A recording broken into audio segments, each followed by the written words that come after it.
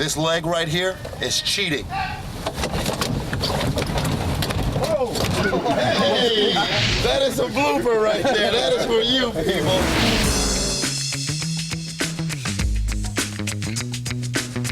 They called John and asked him what did he think about working with me, and he said, I love working with him.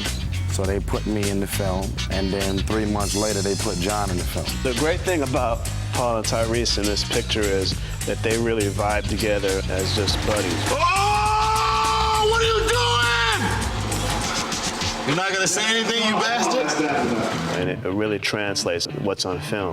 Point attention in the scene. My shirt is blowing! Around after you give me a good take, guys. Come on. I truly believe what you create organically behind the scenes translates to the life that you're trying to depict on film. He's just real natural. His whole thing is, his MO is he wants to bring a certain street credibility to it, because he's the real deal. I'm from the streets. I'm word of mouth and get me anything. He feels like it's his duty, more or less, to bring that credibility into the movie. I got so much hood credibility, I just walk up, they just start snitching on cats. I've actually pulled a lot from him, seeing that we're supposed to have grown up together. I'm trying to incorporate some of that into Brian. Tyrese's character and my character have a very similar, like, on-camera relationship as we do off-camera. We have this whole love-hate thing going on. She make me so wet. And just look over there. Oh, God. Come on, now. Come on. Hey, come on. I get kind of weird when we all do a scene together because I got to be around Paul doing all the things that I want to do.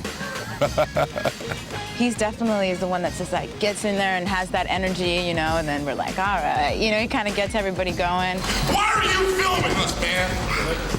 Every day is an adventure, you know what I mean? No 2 day on the set is the same. You're having fun, you're making history, so you have to appreciate each frame after John holler action. And that's what I do. I ain't done that shit since driving school. I'm supposed to be driving in the damn movie. You motherfuckers. And go! I was in California. I have an acting agent out there, and they told me that Fast and the Furious was casting the role of Suki. I was, of course, very interested in trying out for it. I went and I met with John, and then here I am. And the cool thing about Deb, you know, being like 20 years old, you know, you look at her in the film, and you believe like she's a street racer. You know, I was really like hard on her in terms of like, you know, hey, you know, you're the only chick that's gonna be racing, so you know, you really gotta hold it down. It was so much fun though. It was almost like being in an arcade and being able to sort of do anything you wanted to do with a car. I guess I really learned about the car culture through the first Fast and the Furious. I love John. He is so giving to his actors, and he's a great teacher. I can't imagine what it's gonna be like if I ever have to do anything without him. I wouldn't ever want to. We rehearsed a couple days before.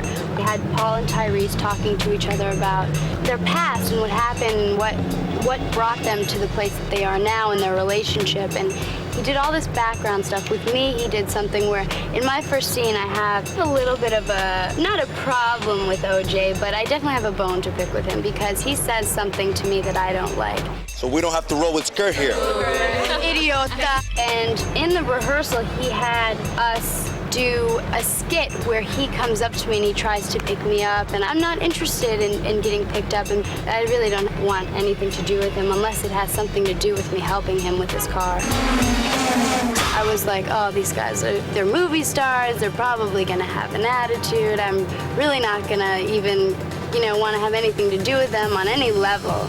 It was the opposite of that. And they're all so unique, and they're so sort of like effervescent and full of energy and full of life. They're like young boys discovering life, and they're excited about everything, and everything to them is new and different, and it's great, and it's so good to be around that energy. It's incredible, and being by the beach and being near water and around boats and jet skis and all this cool stuff, it's like so exciting.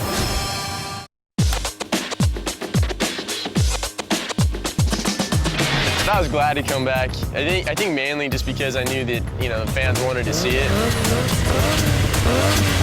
I didn't really have a choice in the matter because they had an option on me from the first one, but the first one did real well, did phenomenally well. It was a sleeper hit. We did Skulls together, we did Fast and Furious together, and we did Fast and Furious 2 together.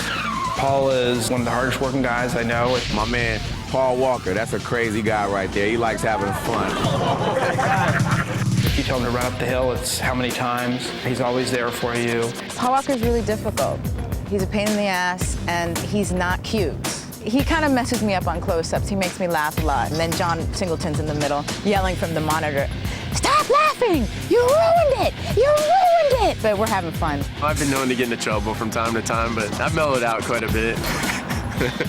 Paul is what you consider the epitome of a white boy, and I'm all-American Negro. And I'm from the hood. And Paul is from Huntington Beach, out there where they surf at and do all of the crazy white boy things. I mean, Paul is crazy, man. We be fighting and wrestling and all kind of slapping each other on the neck, man, forehead, just crazy. They're two of the silliest knuckleheads I've ever met in my life. You know, sometimes I would have to wrangle the two of them to get them to concentrate on the movie itself because they were just off, you know, either driving the cars or playing around and everything. When you're talking about two characters, they're supposed to have chemistry on screen. If you don't have it in real life, it's next to impossible. And Tyrese and I think John just knew that we'd hit it off and we get along really well. That's my boy right here. That's my dad. You know, it's like, you know, okay, put some of this fun on the screen. It's not about the fame or the fortune. He loves doing what he does. He's a real guy's guy. Guys can relate to him. Girls want him.